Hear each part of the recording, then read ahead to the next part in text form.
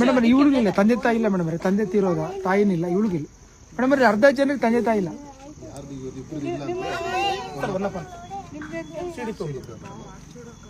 ಇನ್ನೊಂದ್ಸಲ ಯಾರು ನಿಮ್ ಕೆಲಸ ನೀವು ಮಾಡಿ. ತಂದೆ ತಾಯಿ ಇಲ್ಲ ಅಂದ್ರೆ ಸರ್ಕಾರನೇ ತಂದೆ ತಾಯಿ ರೀ. ನಾನು ಭೇಟಿ ಮಾಡಿದ್ದೀನಿ. ಎಲ್ಲಿ ಭೇಟಿ ಮಾಡಿದೀರಾ? ಏನ್ ಮಾಡಿದಿರಾ? ಭೇಟಿ ಮಾಡಿದೀರಾ? ಮಾಡಿಲ್ಲ ತಾನೇ. ಮತ್ತೆ ಇಲ್ಲ, ನಾನು ಬಿಒ ಹತ್ರ ಮಾತಾಡ್ಕೊಂಡು ನಾನು ಮಾಡ್ತೀನಿ. ನೀವು ಮಾಡ್ಲಿಲ್ಲ ಅಂತಂದ್ರೆ ಸೀದಾ ನಿಮ್ಮನ್ನ ಸಸ್ಪೆನ್ಷನ್ ಬರೀತೀನಿ ನಾನು. ಮುಲಾಜೆ ಇಲ್ಲ. ಬಿಒ ಹತ್ರ ಮಾತಾಡ್ತೀನಿ. ತಂದೆ ತಾಯಿ ಇಲ್ದೇ ಇರೋ ಮಕ್ಕಳು, ಬಡ ಮಕ್ಕಳು, ಬೀದಿಲಿ ಹುಟ್ಟಿದ ಮಕ್ಕಳು ಶಾಲೆಗೆ ಹೋಗ್ತವೆ. ಶಾಲೆನೇ ದೃಢೀಕರಣ. ನಿಮ್ಗೆ ಇನ್ನೇನ್ ಬೇಕು ನಿಮಗೆ? ಶಾಲೆನೇ ದೃಢೀಕರಣ. ಮತ್ತೆ ಏನ್ರಿ ಅಂತ ಮಕ್ಳಿಗೆ ನೀವು ಸರ್ಕಾರ ತಂದೆ ತಾಯಿ ಆಗ್ಲಿಲ್ಲ ಅಂದ್ರೆ ಇನ್ಯಾರು ಆಗ್ತಾರೆ? ನಾನು ಮಾಡಿಸ್ತೀನಿ ಮೇಡಮ್. ನಾನು ಬಿಒ ಹತ್ರ ಮಾತಾಡಿದ್ರೆ ಬಿಒ ವ್ಯಾಪ್ತಿ ಬರ್ತಾರೆ ಮೇಡಮ್ ಅವರು. ಬಿಒ ಹತ್ರ ಮಾತಾಡ್ಕೊಂಡು ನಾನು ಮಾಡ್ತೀನಿ. ನನಗೆ ಅವೆಲ್ಲ ಬೇಡ ರೀ. ಎಷ್ಟ್ ದಿನ ಬೇಕು ನಿಮಗ್ ಬಂದಿಲ್ಲಿ ಮಾಡಕ್ಕೆ? ಅಷ್ಟೇ ಹೇಳಿ ನನಗೆ.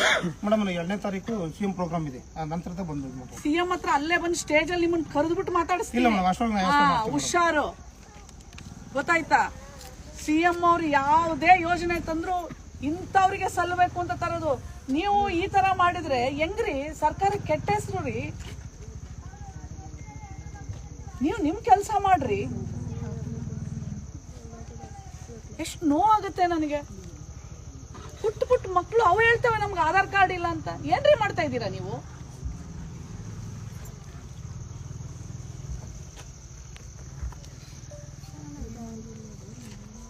ಮತ್ತೆ ಇನ್ನೇನಮ್ಮ ಸಮಸ್ಯೆ ಇದೆ? ಶೌಚಾಲಯ ಅದೇ ಬರ್ತಾ ಇದಾರೆ ಮಂಜಮ್ಮ ಮೇಡಮ್ ಬರ್ತಾ ಇದ್ದಾರೆ. ಇನ್ನ ಎಷ್ಟೊತ್ತು ನಾವು ಇನ್ನ ಮೇಡಮ್ ಎಷ್ಟೊತ್ತು ಕಾಯ್ಬೇಕಂತ ಕೇಳ್ರಿ ಅವ್ರಿಗೆ. ಏನು ಒಂದ್ಸಲ ಬರ್ತೀವಿ, ನಿಮ್ಗೆ ಬೆಳಗಿನ ಸಾಯಂಕಾಲ ಅವ್ರು ಕೆಲಸ ಮಾಡಕ್ ಕಷ್ಟ.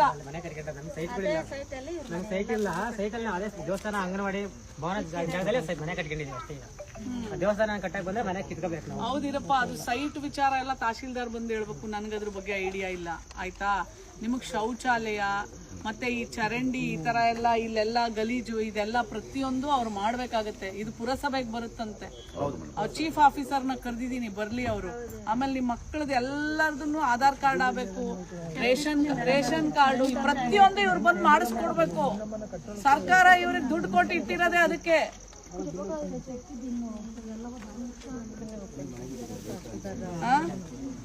ಇನ್ನ ಎಷ್ಟೊತ್ತಾಗುತ್ತಪ್ಪ ಚೀಫ್ ಆಫೀಸರ್ ಬರಕ್ಕೆ?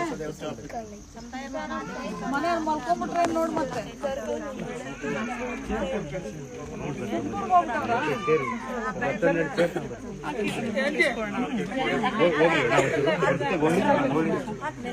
ಈಗ